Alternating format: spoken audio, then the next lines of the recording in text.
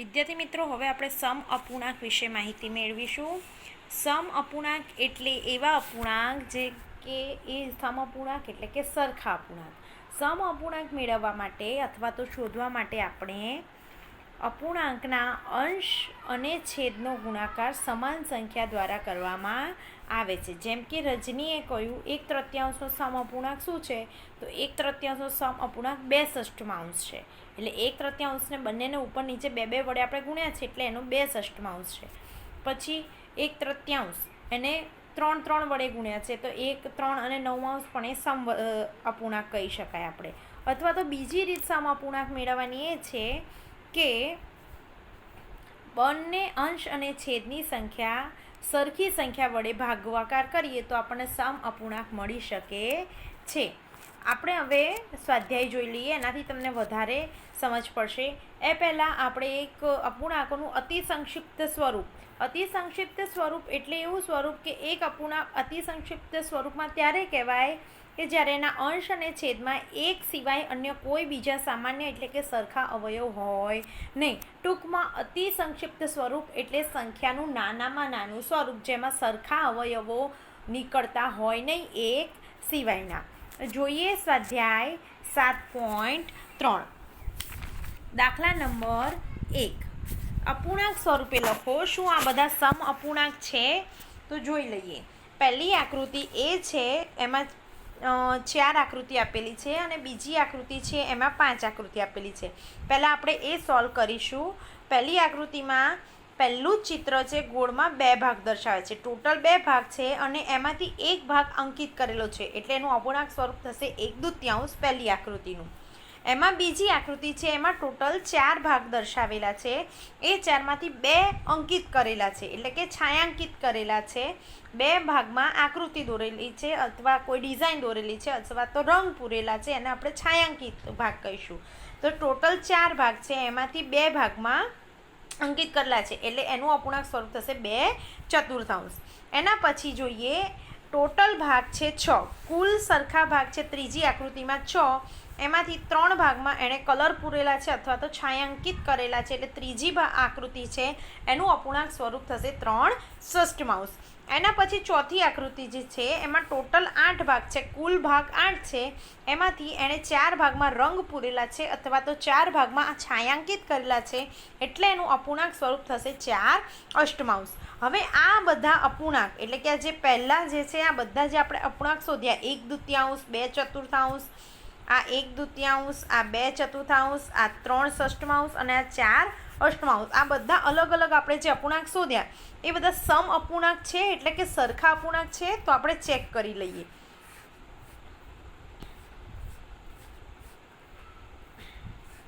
હવે ક્વેશ્ચન 1નો પહેલો જે હતું અતિ સંક્ષિપ્ત રૂપમાં. અતિ સંક્ષિપ્ત રૂપ એટલે નાનામાં નાનું સ્વરૂપ કે જેના સરખા અવયવો કાઢીને પછી એનું જે નાનું સ્વરૂપ તમને મળે છે એ. તો આપણે પહેલી આકૃતિનો જવાબ હતો 1/2. તો આનું કોઈ નાનું સ્વરૂપ નીકળતું નથી. 1થી નાનો પણ નથી અને 2 એનાથી નાનો પણ કોઈ અવયવ એનો નીકળતો નથી. એના પછી બીજી આકૃતિમાં આપણે 2/4 જોયું હતું. 2/4 એટલે તમે 4ના ભાગ પાડો તો 2×2=4. હવે તમને ખબર છે કે અંશ અને છેદમાં સરખા હોય કેન્સલ થઈ જાય એટલે કેન્સલ થઈ ગયા તો આની પાછળ બચ્યું 1/2 જે પહેલી આકૃતિ જેવું થઈ શકે છે. પહેલી આકૃતિનું જે અપૂર્ણાંક સ્વરૂપ આવ્યું એવું થઈ શકે છે. પછી ત્રીજી આકૃતિમાં 6 ભાગ હતા, એમાંથી 3 અંકિત હતા એટલે 3/6 હતું. હવે આનું અતિ સંક્ષિપ્ત રૂપ એટલે કે આમાં જેટલા સરખા નીકળતા હોય એને આપણે પહેલાં દૂર કરી દઈશું. તો 3ના અવયવો તો 3 જ છે. 6ના અવયવો પડે 3×2=6. હવે સરખા અંશ છેદમાં હોય આપણે કેન્સલ કરીએ છીએ એટલે 3 કેન્સલ કરીએ એટલે આનો પણ આન્સર આવે. લાસ્ટ આન્સર અતિ સંક્ષિપ્ત સ્વરૂપના આન્સર આવે 1/2. અને છેલ્લું ચોથી આકૃતિમાં 8 ભાગ પડતા હતા, એમાંથી 8માંથી 4 અંકિત કરેલા હતા એટલે એનો આન્સર આવતો તો અપૂર્ણાંકનો 4/8. હવે 4ના ભાગ પડે છે 2×4 અથવા તો આપણે આના ભાગ ના પાડીએ અને ડાયરેક્ટ છેદ ઉડાડીએ તો 4ના 4 રાખીએ અને 8ના ભાગ પાડીએ 4×2=8 એટલે ઉપર નીચે 4 સરખા છે એટલે કેન્સલ થઈ જશે એટલે એનો જવાબ આવશે અહીંયા કશું નથી એટલે 1 અને એની નીચે 2 એટલે આનું સ્વરૂપ પણ અતિ સંક્ષિપ્ત સ્વરૂપ નીકળ્યું 1/2. તમે જોઈ શકો છો 4 આકૃતિનું અતિ સંક્ષિપ્ત સ્વરૂપ નીકળ્યું એટલે કે નાનામાં નાનું સ્વરૂપ નીકળ્યું 1/2. એટલે આપણે કહી શકાય કે 1/2, 2/4, 3/6 અને 4/8 એ બધા સમ અપૂર્ણાંક, સમ એટલે સરખા અપૂર્ણાંકો છે. એનું અતિ સંક્ષિપ્ત સ્વરૂપ કાઢ્યા પછી એ 4 એ 4 કેવા થઈ જાય છે? તો કે સરખા થઈ જાય છે. એવી રીતે આપણે બી નંબરની આકૃતિ જોઈ લઈએ. એમાં તમને બીમાં ટોટલ 5 આકૃતિ આપેલી છે. એમાંથી પહેલી આકૃતિ જે છે એમાં કુલ 12 ભાગ છે. આ જે પહેલી આકૃતિ છે એમાં ગોળ ટોટલ 12 કરેલા છે. તમે વિડીયોમાં કદાચ સ્પષ્ટ રીતે આકૃતિઓ છાંયાંકિત કરેલી ન દેખાય તો તમે તમારી બુક લઈને બેસી શકો છો.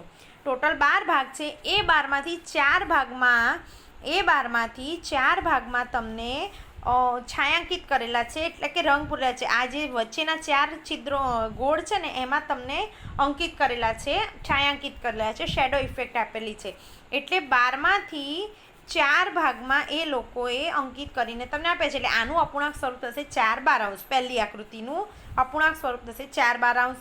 પછી બીજી આકૃતિ જુઓ. આ જે બીજી આકૃતિ છે એનું અપૂર્ણાંક સ્વરૂપ આપણે શોધીએ તો ટોટલ 9 ભાગ આપેલા છે. એ 9મા ભાગમાંથી 3 ભાગ અંકિત કરેલા છે, 3 ભાગ છાંયાંકિત કરેલા છે. એટલે આનું અપૂર્ણાંક સ્વરૂપ થશે 3/9. એના પછી ત્રીજી જે આકૃતિ છે એમાં ટોટલ ભાગ આપેલા છે 6 અને એ 6 ભાગમાંથી 2 આકૃતિ છાંયાંકિત કરેલી છે. એટલે આનું અપૂર્ણાંક સ્વરૂપ થશે 2/6. એના પછી ચોથી આકૃતિ જોઈએ. એમાં ટોટલ ભાગ આપેલા છે 3 અને એ 3 ભાગમાંથી 1 ભાગ છાંયાંકિત કરેલો છે. એટલે એનું અપૂર્ણાંક સ્વરૂપ આપણે શોધીશું અને નીકળશે 1/3. એના પછી જે પાંચમી આકૃતિ છે એમાં ટોટલ ભાગ છે 15 અને એ ટોટલ ભાગમાંથી 6 ભાગ છાંયાંકિત કરેલા છે. એટલે કે આપણે જેટલા ભાગ અંકિત કરેલા હોય, રંગ પૂરેલો હોય, શેડો ઇફેક્ટ આપેલી હોય એ આપણે ઉપર દર્શાવીએ છીએ અને કુલ ભાગ આપણે હંમેશા નીચે દર્શાવીએ છીએ. અપૂર્ણાંકમાં આવું જ હોય છે. એટલે કે ટોટલ 15 ભાગ છે, એમાંથી 6 ભાગ અંકિત કરેલા છે. એટલે કે 6/15 આનો અપૂર્ણાંક સ્વરૂપનો જવાબ આવશે. હવે જે આપણે બધા અપૂર્ણાંક સ્વરૂપમાં 1 થી 5 આકૃતિના શોધ્યા એ બધા સરખા છે કે નહીં એ ચેક કરી લઈએ. તો આપણે પહેલાં જેમ એનું શોધ્યું હતું એવી રીતે બીનું જોઈ લઈએ કે બીનું પહેલી આકૃતિમાં 4/12 જવાબ આવતો હતો, બીજી આકૃતિમાં 3/9 જવાબ આવે છે. પહેલી આકૃતિમાં 4/12 જવાબ આવતો હતો, બીજીમાં 3/9. હવે જુઓ તમે 4/12 એટલે તમને ખબર છે 4 તરી કેટલા થાય? તો કે 4 તરી 12 થાય. એટલે 4 ઉપર નીચે સરખા છે, કેન્સલ થઈ જાય. એટલે આન્સર એ 1/3 આવે. એટલે પહેલી આકૃતિનો અતિ સંક્ષિપ્ત સ્વરૂપ આવે 1/3. એટલે બીજી આકૃતિ જુઓ 3/9 તો 3 તરી 9 થાય. એટલે ઉપર નીચે 3 કેન્સલ થઈ જાય. એટલે એનો આન્સર પણ આવે 1/3. ત્રીજી આકૃતિનો તો 3/6 છે. ત્રીજી જે આકૃતિ છે એનો સ્વરૂપ છે 3/6 છે, બરાબર? તો એ પણ અંકિત કરેલ છે. અને ચોથી છે 6/15. તો જે 6/15 છે, 6/15નું અતિ સંક્ષિપ્ત તમે સ્વરૂપ આપો તો 3×2 = 6 અને 3×5 = 15. 3 કે છે 2/5.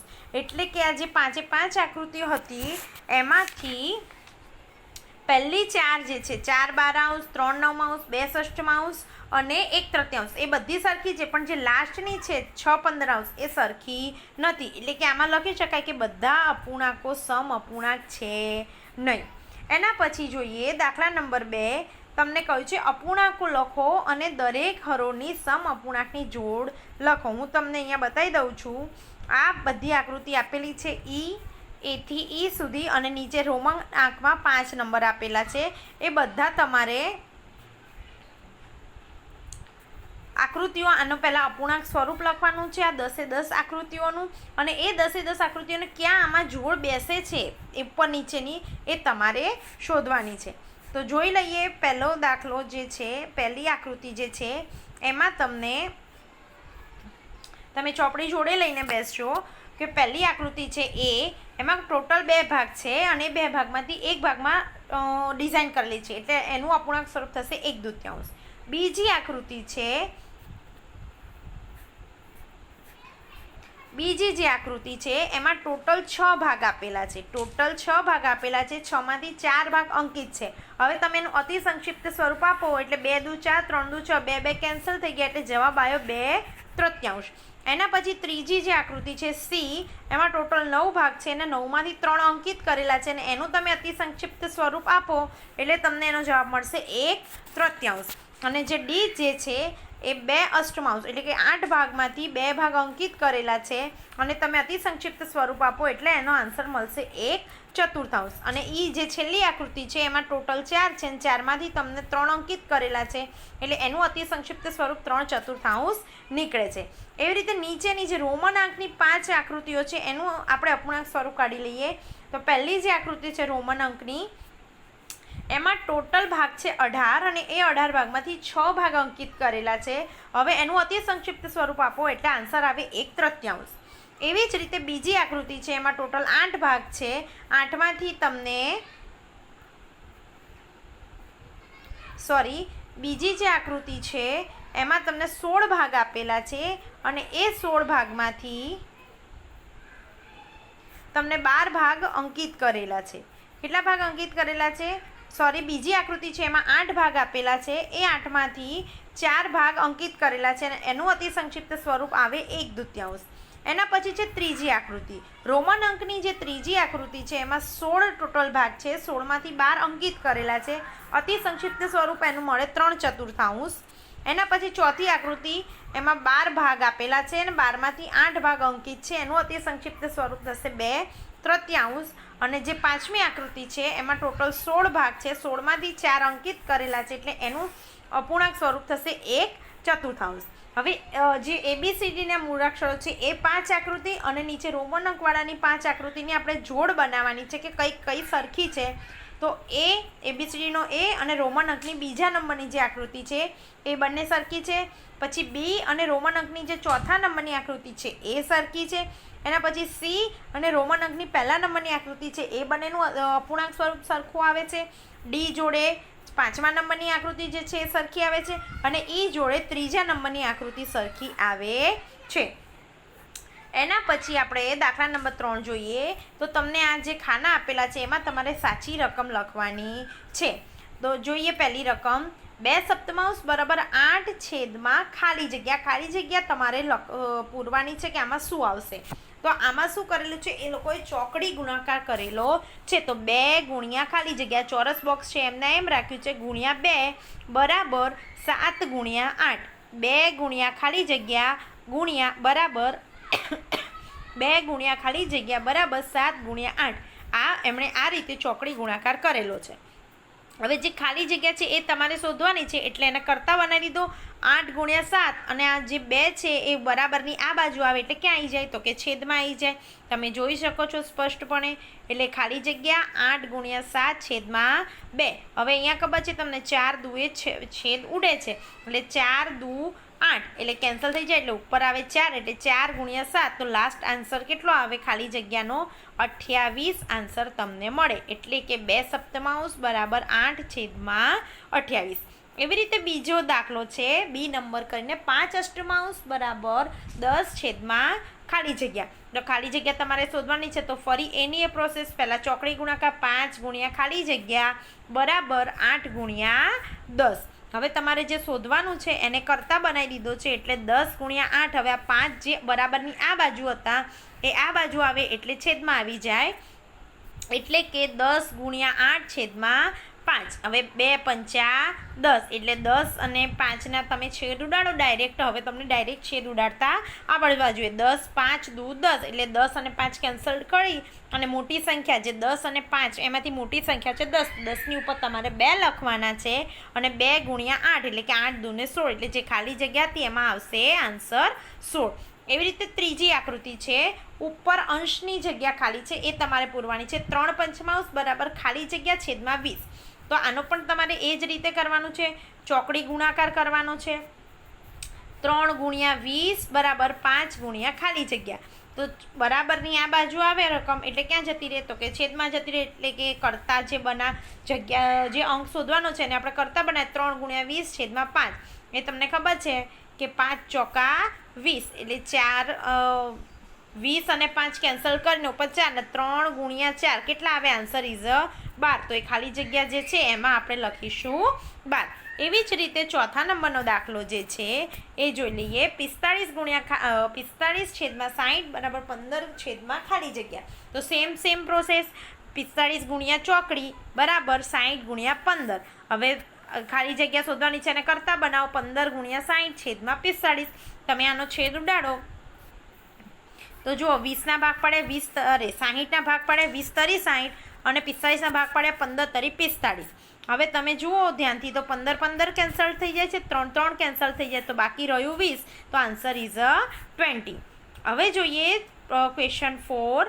3 પંચમાંશનો સમઅપૂર્ણાંક શોધો. એમાં તમને 4 અલગ અલગ આપેલા છે કે એકમાં લખેલું છે જેનો છેદ 20 હોવો જોઈએ, બીજામાં લખેલું છે એનો અંશ 9 હોવો જોઈએ. તો ચારેય રીત તમારે અલગ અલગ કરવાની છે, ચારેય દાખલા તમારે અલગ અલગ કરવાના છે. એમાં પહેલો છે છેદ 20 હોવો જોઈએ. હવે જો અંશ ગાયબ હશે તો આપણે એ લખીશું બી, અને છેદ ગાયબ હશે એટલે કે છેદ શોધવાનો હશે તો આપણે બી લઈશું. અંશ શોધવાનો હશે તો આપણે એને એ ધારીશું, બી શોધવાનો બી ગાયબ હશે અને બી શોધવાનો હશે તો આપણે એને બી લઈશું, છેદ ગાયબ હશે તો. બરાબર. હવે જો છેદ 20 આપેલો છે એટલે અંશ આમાં ગાયબ છે, અંશ ગાયબ છે એટલે અંશને આપણે એ ધારી લઈએ.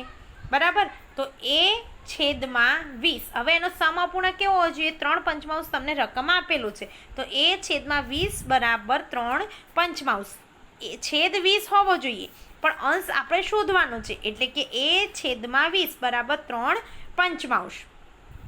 હવે આમાં પણ સેમ ટુ સેમ પ્રોસેસ, ચોકડી ગુણાકાર a ગુણ્યા 5 20 ગુણ્યા 30. હવે એ કરતા બનાવો 20 ગુણ્યા 30 છેદમાં 5. હવે અહીંયા ખબર છે 4 પંચે 20 તો 4 તરીને 12 તો એ તમારો મળ્યો 12. તો માગેલો તમને જે શોધવાનો કીધો તો અપૂર્ણાંક કેટલો થયો? ઉપર અંશ કે છેદ 20 હોવો જોઈએ તો છેદ 20 છે ને તમે એ શોધી નાખ્યો એટલે 12/20 એનો લાસ્ટ આન્સર થયો. એવી રીતે બી છે એનો અંશ 9 હોવો જોઈએ એટલે છેદ છે ને છેદ તમારે શોધવાનો છે. છેદ શું કરવાનો છે? છેદ તમારે શોધવાનો છે. તો છેદને આપણે બી ધારી લઈએ તો અંશ 9, અંશ છે એ 9, છેદમાં કશું નથી એ શોધવાનો છે એટલે આપણે એને બી ધાર્યો. બરાબર. 3 પંચમાંશ તમને મેઇન રકમ આપેલું છે કે 3 પંચમાંશના તમારે સમઅપૂર્ણાંક શોધવાના છે એટલે બરાબર કરીને 3 પંચમાંશ લખીશું. હવે એની એ પ્રોસેસ 9 ગુણ્યા 5, 9 ગુણ્યા 5 અથવા તો 5 ગુણ્યા 9 ચોકડી ગુણાકાર અને બી ગુણ્યા 3. હવે બી શોધવાનો છે એટલે બી એટલે કે છેદને શોધવાનો છે એને કરતા બનાવો. 5 ગુણ્યા 9 છેદમાં 3, 3 તરી 9 તો આન્સર આવે બી બરાબર 15. એટલે કે આન્સર શું મળેલો અપૂર્ણાંક, માગેલો અપૂર્ણાંક સમઅપૂર્ણાંક કયો તો 9 છેદમાં 15. હવે બીજા બે દાખલા જે છે એ તમારે દાખલા નંબર 4ના સી અને ડી હોમવર્કમાં કરવાના છે. એના પછી જોઈએ દાખલા નંબર 5. 36 અને 48નો સમઅપૂર્ણાંક શોધો કે એકમાં તમને 2 શરત આપેલી છે, એમાં અંશ 9 હોય અને બીમાં છેદ 4 હોય. જુઓ તમને અંશ 9 હોય તો અંશ 9 હોય તો બી આપણે એટલે કે છેદ આપણે શોધવાનો છે. તો છેદમાં આપણે બી ધારી લઈએ તો 9 છેદમાં બી બરાબર આ સમઅપૂર્ણાંક તો આપેલો જ છે બરાબર 36 છેદમાં 48. તો આમાં પણ સેમ ટુ સેમ પ્રોસેસ 9 ગુણ્યા 48 બરાબર 36 ગુણ્યા બી. હવે બીને કરતા બનાવો અને આ 36 બરાબરની આ બાજુ આવે એટલે ક્યાં આવી જાય? ભાગાકારમાં આવી જાય. એટલે 9 ગુણ્યા 48 છેદમાં 36.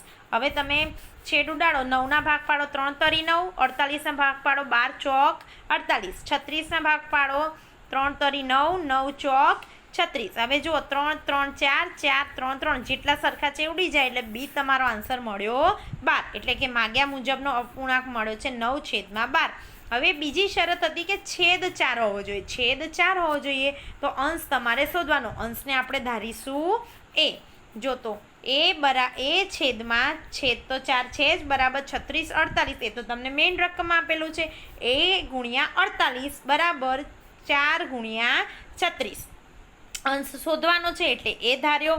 48 હવે ચોકડી ગુણાકાર કર્યો આપણે એ ગુણ્યા 48, 36 ગુણ્યા 4. હવે આપણે એને કરતા બનાવ્યો 36 ગુણ્યા 4 અને 48 બરાબરની આ બાજુ છે અને આ બાજુ આવવા હોય તો ક્યાં આવે? ભાગાકારમાં આવે. એટલે કે 36 ગુણ્યા 4 છેદમાં 48. હવે 12 તરીને 36 અને 4ના 4.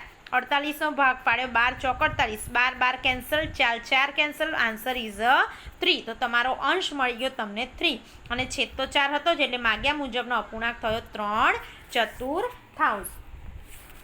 હવે દાખલા નંબર જે 6 છે તમારો સ્વાધ્યાય 7.3નો એ આપણે જોઈ લઈએ.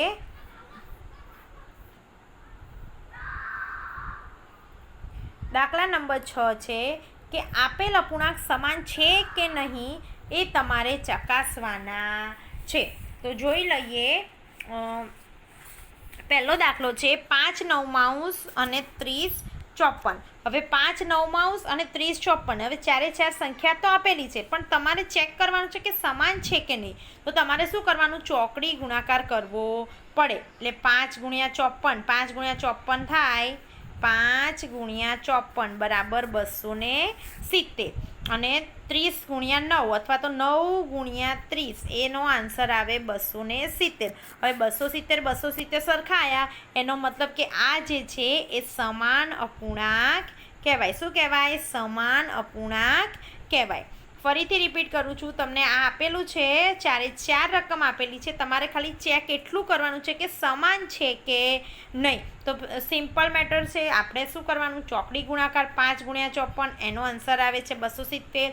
9 ગુણ્યા 30 એનો આન્સર આવે છે 270. બંને જવાબ સરખા આવ્યા છે, એનો મતલબ છે કે આ આપેલો અપૂર્ણાંક સમાન છે. એના પછી છે બીજા નંબરનું 3 દશાંશ અને 12 50. રકમ ચારે ચાર આપેલી છે, એક પણ મિસિંગ છે નહીં. હવે તમને ચારે ચાર રકમ આપેલી છે અને સમાન છે કે નહીં તમારે ચેક કરવાનું છે. તો ચોકડી ગુણાકાર 3 ગુણ્યા 50 શું આવે? 150. 12 ગુણ્યા 10 શું આવે? 3 ગુણ્યા 50. એટલે આનો આન્સર આવે 150. અને 10 ગુણ્યા 12 એ દાન 120. હવે આ બંને આન્સર કેવા આવ્યા? 150 ને 120 સમાન છે? નથી. તો આ અપૂર્ણાંક પણ સમાન નથી એમ કહેવાય. એના પછી જોઈએ ત્રીજા નંબરનું 7 13 અને 5 11. 7 13 5 11 અપૂર્ણાંક સમાન છે કે નહીં તે ચકાસો. હવે ચકાસવાનું આવે એટલે આપણે શું કરવાનું? તો કે ચોકડી ગુણાકાર. તો 7 ગુણ્યા 11 તમને ખબર છે 7 ગુણ્યા 11 એટલે કેટલા થાય? 11 × 7 77. અને 13 ગુણ્યા 5 તો 13 × 5 કેટલા થાય? તો કે 65. તો 77 અને 65 આ બે રકમ તમને મળી. તો આ બંને સરખી છે? તો કે ના, આ બંને સરખી નથી. તો એનો મતલબ શું થાય કે 7 13 અને 5 11 એ સમાન અપૂર્ણાંક છે નહીં. એના પછી જોઈએ આપણે દાખલા નંબર 7. એમાં શું કીધું છે કે નીચેના અપૂર્ણાંકોને તેના અતિ સંક્ષિપ્ત સ્વરૂપમાં ફેરવો. મેં તમને હમણાં કહ્યું હતું અતિ સંક્ષિપ્ત સ્વરૂપ એટલે નાનામાં નાનું સ્વરૂપ. નાનામાં નાનું સ્વરૂપ. તો જોઈએ દાખલા નંબર 7. એમાં પહેલો દાખલો છે 48/60. પહેલો દાખલો કયો છે? 48/60. 48/60ના તમે અવિભાજ્ય અવયવ પાડો તો એનો નીકળે 2 ગુણ્યા 2 ગુણ્યા 2 ગુણ્યા 2 2 2 2 અને 3. અને 60ના અવિભાજ્ય અવયવ નીકળે 2 2 3 અને 5. હવે 48 અને 60ના સામાન્ય અવિભાજ્ય અવયવ સામાન્ય કેટલા છે? 2 2 અને 3 3. એટલે 2 2 3. એટલે 48 અને 60નો ગુસા કેટલો નીકળ્યો? તો કે 12 નીકળ્યો. હવે આ જે 12 ગુસા નીકળ્યો એને તમારે બંને સંખ્યા વડે ભાગવાનો છે. એટલે 48ને 12 વડે ભાગો અને 60ને પણ 12 વડે ભાગો. જો 12 ચોક 48 ને 12 પંચા 60 એટલે એ આન્સર આવી જશે તમારો 4/5. એટલે કે 48 અને 60નું અતિ સંક્ષિપ્ત સ્વરૂપ થયું 4/5. આમ ના કરવું હોય તો તમે 48ના 12 ભાગ પાડી દો કે 12 ચોક 48 અને 60ના ભાગ પાડો 12 પંચા 60. 12 12 કેન્સલ થઈ ગયો. Answer is 4/5. એવી રીતે બી જે છે 150/60. 150/60 છે તો 0 0 કેન્સલ થઈ ગયું. 5 તરી 15 અને 2 તરી 6 તો 3 3 કેન્સલ થઈ ગયા. આન્સર તમારો આવ્યો 5/2. એના પછી ત્રીજું જે છે એ છે 84/98. તો તમને ખબર છે 14 6 84 ને 14 7 56. 14 કેન્સલ થઈ જાય એટલે 6/7 એનો આન્સર. એવી રીતે ડી અને ઈ તમારે જાતે કરવાના છે. એના પછી જોઈએ દાખલા નંબર 8. રમેશ પાસે 20 પેન્સિલ છે, શીલુ પાસે 50 પેન્સિલ છે. રમેશ પાસે 20, શીલુ પાસે 50, જમાલ પાસે 80 પેન્સિલ છે. તમને 3 કેરેક્ટર અહીંયા આપેલા છે, રમેશ, શીલુ અને જમાલ. રમેશ જોડે 20 છે, શીલુ જોડે 50 છે અને જમાલ જોડે 80 છે. 4 મહિના પછી રમેશે 10 પેન્સિલનો ઉપયોગ કરી લીધો. 20માંથી 10 વાપરી કુલ કેટલી હતી તો કે 20 હતી. 20માંથી ઉપયોગ કેટલાનો કર્યો તો કે 10નો. તો રમેશવાળી જે પેન્સિલ વપરાઈ એનો ભાગ આપણે કેટલો કરીએ તો કે 10 20 થઈ શકે. એના પછી કે જે શીલુએ 25 પેન્સિલનું એટલે 50માંથી 25 પેન્સિલ એટલે શીલુનો ભાગ થશે 25/50 અને જમાલે 40 પેન્સિલનો ઉપયોગ કર્યો. હતી કેટલી તો કે 80. ઉપયોગ કેટલો કર્યો તો કે 40. તો ત્રણેયનું આપણને અપૂર્ણાંક સ્વરૂપ મળી ગયું તો કે હા. જુઓ રમેશ વડે વપરાઈ હતી એનો તમને અપૂર્ણાંક સ્વરૂપ મળ્યો 10/20 કેમ કે 20 એની જોડે હતી અને 10 એણે ઉપયોગ કર્યો. એવી રીતે શીલુ જોડે 50 હતી અને એમાંથી 25નો ઉપયોગ કર્યો અને જમાલ જોડે 80 હતી અને એણે 40નો ઉપયોગ કર્યો. એટલે કે 10 20 25 50 અને 40 80. તો હવે આ બધાનો ગુસા લઈ લઈએ. 10 અને 20નો ગુસા 10 છે એટલે એને 10 વડે ભાગી નાખો એટલે 10 એકા 10 ને 10 દાન 20 એટલે એનો લાસ્ટ આન્સર મળે 1/2. એના પછી 25 50 તો એનો ગુસા આવે 25 તો એને પણ 25 25 વડે ભાગો એટલે આન્સર મળે 1/2. એવી રીતે 40 80નો પણ આન્સર મળે 1/2. હવે જો ત્રણેયનો આન્સર તમને 1/2 મળે છે એનો મતલબ શું થાય કે 10 20 બરાબર 25/5 બરાબર 40/80 બરાબર 1/2 છે. એટલે કે ત્રણે પેન્સિલનો સરખા ભાગનો ઉપયોગ એટલે સરખા એટલે કેટલા 1/2 ભાગનો ઉપયોગ કર્યો છે તેમ કહેવાય. એના પછી જે દાખલા નંબર 9 જે છે સમઅપૂર્ણાંકોની જોડ બનાવો સ્વાધ્યાય 7.3માં એ તમારે જાતે કરવાનું છે. આના પછી આપણે હવે જોઈશું સમછેદી અપૂર્ણાંકો.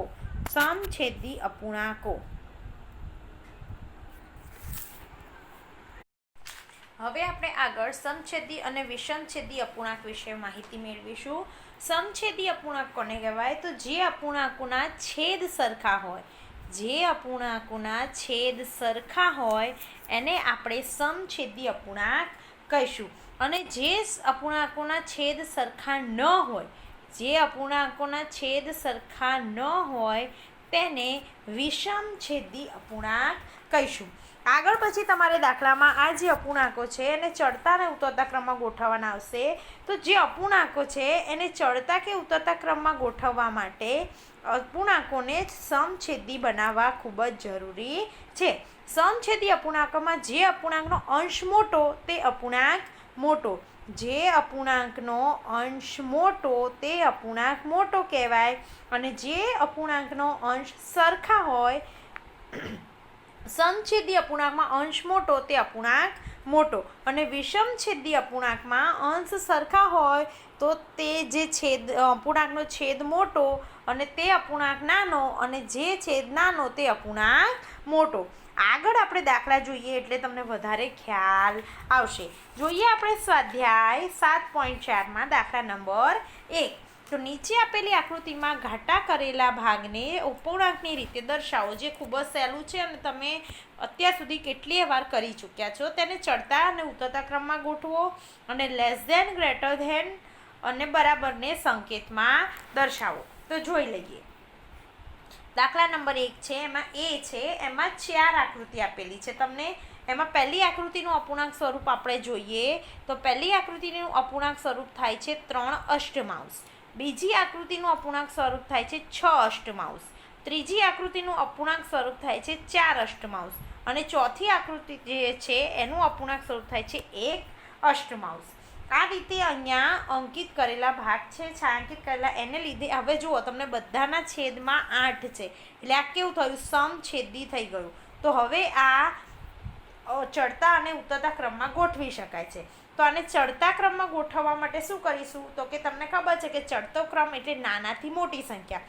તો પહેલાં 1 અષ્ટમાંશ આવે, પછી 3 અષ્ટમાંશ આવે, પછી 4 અષ્ટમાંશ આવે અને પછી 6 અષ્ટમાંશ આવે અને બધાની વચ્ચે લેસ ધેનની સાઇન આવે.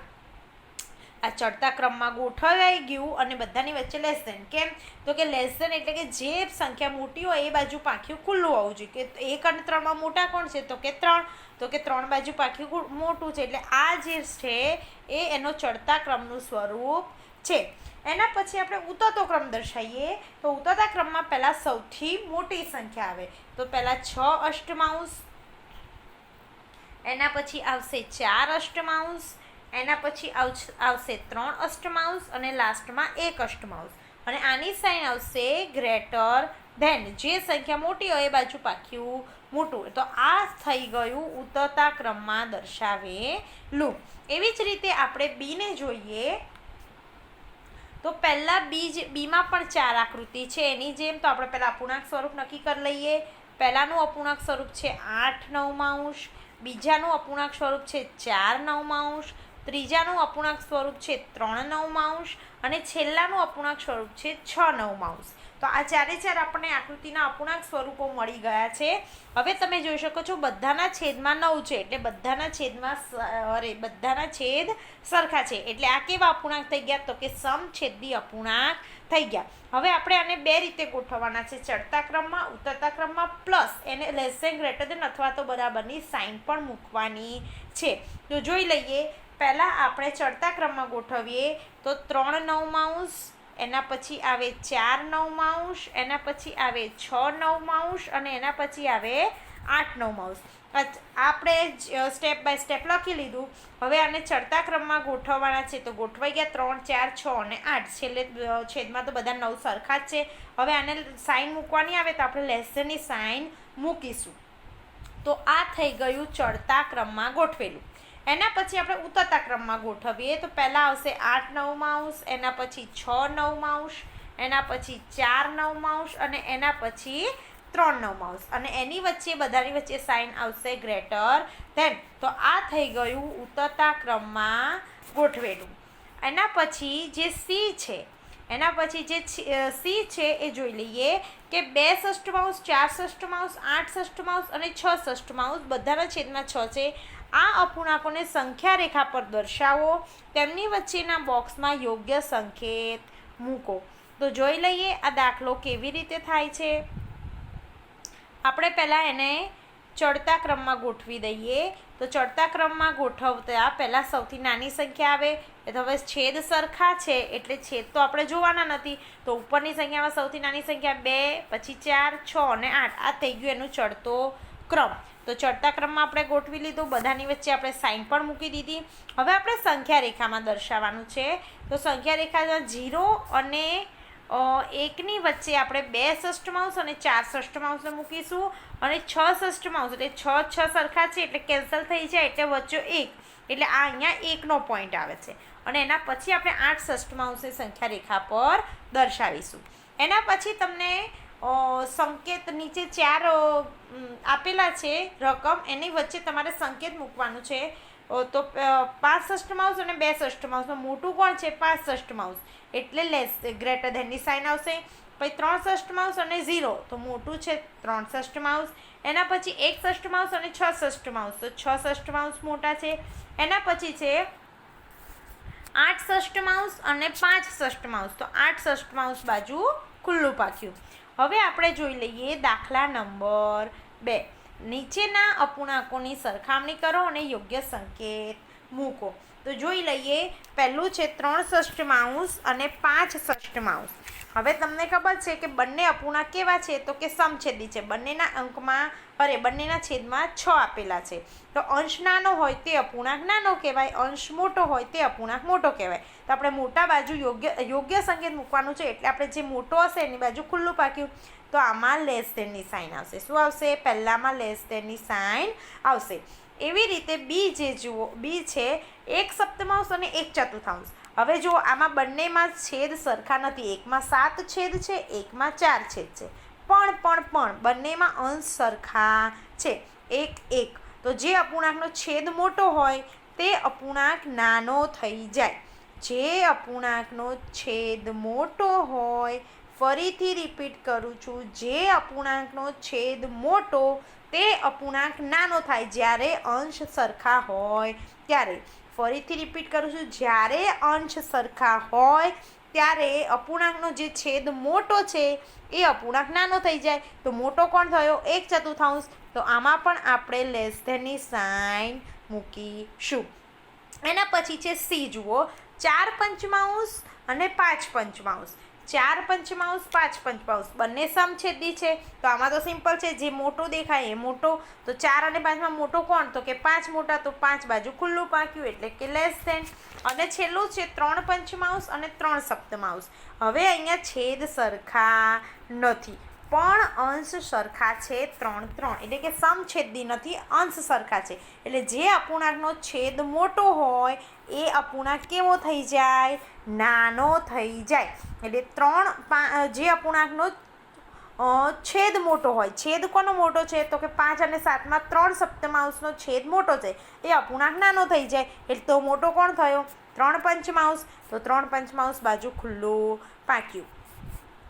એના પછી છે દાખલા નંબર 3. આવી વધુ 5 જોડી બનાવી તેમની વચ્ચે યોગ્ય સંકેત મૂકો, એ તમારે હોમવર્કમાં કરવાનું છે. એના પછી જોઈ લઈએ દાખલા નંબર 4 કે આકૃતિઓ જુઓ અને લેસ ધેન, ગ્રેટર ધેન અથવા બરાબરના સંકેત મૂકો. તો જોઈ લઈએ. પહેલામાં 1 ષષ્ઠમાંશ અને 1 તૃતીયાંશ. બંનેમાં 1 ષષ્ઠમાંશ છે એ 1 તૃતીયાંશની ડાબી બાજુએ આવેલી છે. એટલે કે આમાં લેસ ધેન આવશે. 3 ચતુર્થાંશ અને 2 ષષ્ઠમાંશ, એમાં આવશે ગ્રેટર ધેન. 2 તૃતીયાંશ અને 2 ચતુર્થાંશ, તો એમાં આવશે ગ્રેટર ધેન. 6 ષષ્ઠમાંશ અને 3 તૃતીયાંશ, એમાં આવશે બરાબર. કેમ કે 6 કેન્સલ થઈ જાય એટલે આન્સર 1 આવે. 3 કેન્સલ થઈ જાય એટલે આન્સર 1 આવે. તો 1 અને 1 બરાબર થઈ ગયા, સરખા થઈ ગયા. અને લાસ્ટમાં 5 ષષ્ઠમાંશ અને 5 પંચમાંશ, તો એનો આવશે આન્સર લેસ ધેન. એના પછી બીજા વધુ પ્રશ્નો બનાવો, એ તમારે હોમવર્કમાં કરવાનું રહેશે. એના પછી જુઓ દાખલા નંબર 5. શક્ય એટલા ઓછા સમયમાં કરો અને યોગ્ય સંકેત મૂકો. તો જોઈ લઈએ. 1 દૂતીયાંશ અને 1 પંચમાંશ. તો 1 દૂતીયાંશ અને 1 પંચમાંશમાં ગ્રેટર ધેનની સાઇન આવશે. છેદ અંશ બંનેના સરખા છે એટલે જે મોટો હોય એ નાનો થઈ જાય. એના પછી બીજામાં 2 ચતુર્થાંશ અને 3 ષષ્ઠમાંશ, તો આ બંનેમાં બરાબર આવશે. 3 પંચમાંશ 2 તૃતીયાંશ લેસ ધેન. 3 ચતુર્થાંશ 2 અષ્ટમાંશ ગ્રેટર ધેન. એના પછી 3 પંચમાંશ 6 પંચમાંશ લેસ ધેન.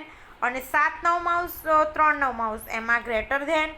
એના પછી જી છે 1 ચતુર્થાંશ 2 અષ્ટમાંશ, આ બરાબરની સાઇન આવશે. કેમ કે તમે છેદ ઉડાડો તો 2/8 છે, તો 4 દુ 8 થાય. તો 1 ચતુર્થાંશ થઈ ગયા, તો એનો આન્સરમાં આવશે બરાબર.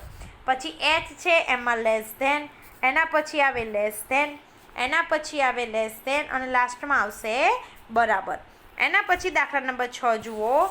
દાખલા નંબર જે 6 છે એમાં તમને કહ્યું છે નીચેના અપૂર્ણાંકો 3 અલગ અલગ સંખ્યા નિર્દેશિત કરે છે અને તેનું અતિ સંક્ષિપ્ત રૂપ આપી સમ અપૂર્ણાંકના 3 જૂથમાં વહેંચો.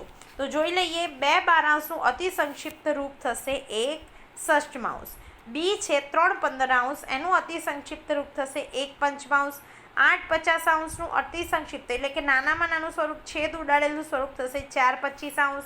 એવી રીતે ડીનું પણ થશે 4 25. તો આ બંનેની જોડ બની ગઈ. એવી રીતના આપણે 3 3ની જોડ બનાવવાની છે. એના પછી ઈનો આવશે 1 ષષ્ઠમાંશ. પછી એફનો અતિ સંક્ષિપ્ત રૂપ આવશે 1 પંચમાંશ. પછી જીનું અતિ સંક્ષિપ્ત રૂપ આવશે 1 પંચમાંશ. એચનું આવશે 1 ષષ્ઠમાંશ. પછી આવશે 4 25. જુઓ, સી ડી અને આઈ આ 3ની જોડ થઈ ગઈ 4 25 વાળી. તો આવી રીતે તમારે 3 જોડ બનાવવાની, 3 જોડ બધાની બનાવવાની છે. તો આટલું તમારે કરવાનું રહેશે. એના પછી આવે છે દાખલા નંબર 7. જવાબ મેળવો અને ઉકેલની રીત પણ દર્શાવો. જોઈ લઈએ દાખલા નંબર 7માં 5 નવમાંશ અને 4 પંચમાંશ. હવે આ બંનેનો ચોકડી ગુણાકાર આપણે કરીએ તો 5 × 5 એટલે કે 25, 4 × 9 એટલે કે 36. હવે 25 અને 36 બંને સરખા નથી. સરખા માટે આપણે બરાબર કરીએ, પણ સરખા ના હોય એના માટે નોટ ઇક્વલ ટુ આ રીતની સાઇન છે.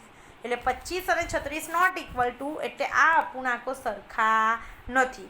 એના પછી બી છે 9/16 અને 5/9. તો આમાં પણ ચોકડી ગુણાકાર 9 9 81 ને 16 5 80. 80 ને 81 સરખા ના કહેવાય, એટલે નોટ ઇક્વલ ટુ, એટલે આ અપૂર્ણાંકો સરખા નથી. એના પછી જોઈએ 4 પંચમાંશ અને 16 વિસાંશ. તો ચોકડી ગુણાકાર 20 ચોક 80, 16 5 80, 80 80 સરખા છે, એટલે આ અપૂર્ણાંક સરખા છે.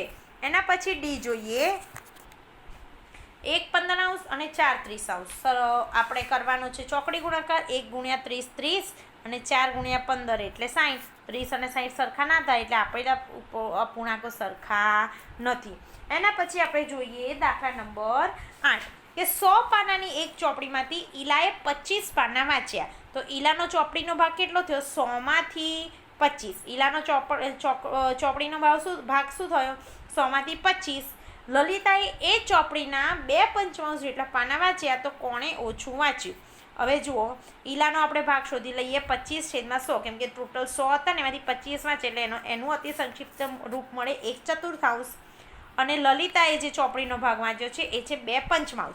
હવે 1/4 ઈલાનો, 2/5 લલિતાનો, બંનેની સરખામણી કરીએ તો ચોકડી ગુણાકાર કરી લઈએ તો 1/5 1 × 5 એટલે એનો આન્સર આવે 5. 4 × 2 એનો આન્સર આવે 8. હવે આ બંનેમાંથી ઓછું કોનું છે? તો કે 5 વાળા. 5 કોણ હતું? તો કે ઈલા. 5 કોણ હતું? 1 × 5 એટલે કે આ સાઈડવાળી કોણ હતી? ઈલા. અને 8 એટલે કે 5 < 8. 8 મોટા છે એટલે 8 બાજુ ખુલ્લું પાક્યું એટલે કે ઈલાએ ઓછું વાંચ્યું. એના પછી દાખલા નંબર 9 જોઈએ. રફીકે 1 કલાકમાં 3/6 ભાગની કસરત પૂર્ણ કરી. રોહિતે કલાકમાં 3/4 ભાગની કસરત પૂર્ણ કરી. તો કોણે લાંબા સમય સુધી કસરત કરી કહેવાય? હવે રફીકનો કસરતનો ભાગ છે 3/6, રોહિતનો કસરતનો ભાગ છે 3/4. હવે સમછેદી અપૂર્ણાંકો છે નહીં, પરંતુ તેમના અંશ કેવા છે? તો કે સરખા છે. જો અંશ સરખા હોય તો જે છેદ નાનો હોય એ કેવો થઈ જાય? મોટો થઈ જાય. તો આમાં આવશે 3/4 ગ્રેટર ધેન 3/6. એટલે કે રોહિતે લાંબા સમય સુધી કસરત કરી છે એવું કહેવાય. એના પછી જોઈએ દાખલા નંબર 10 કે એ વર્ગમાં 25 વિદ્યાર્થીઓ છે, તેમાંના 20 વિદ્યાર્થીઓ પ્રથમ ક્લાસ સાથે પાસ થાય છે. 25માંથી 20 છોકરા પ્રથમ પાસે ક્લાસ થાય છે. તો પ્રથમ ક્લાસમાં પાસ થયેલ વિદ્યાર્થીઓ કેટલા? 25માંથી 20 એટલે 20/25. વર્ગ બીજા બી વર્ગમાં 30 વિદ્યાર્થી છે, એમાંથી 24 પ્રથમ પાસે એટલે બીમાં શું થાય? 24/30 બરાબર. એટલે એનો અપૂર્ણાંક વર્ગ એનો અપૂર્ણાંક સૌ થાય 20/25 અને વર્ગ બીનો અપૂર્ણાંક સૌ થાય 24/30. તો અપૂર્ણાંકની રીતે કયા વર્ગના વધુ વિદ્યાર્થીઓ ફર્સ્ટ ક્લાસ સાથે પાસ થયા કહેવાય?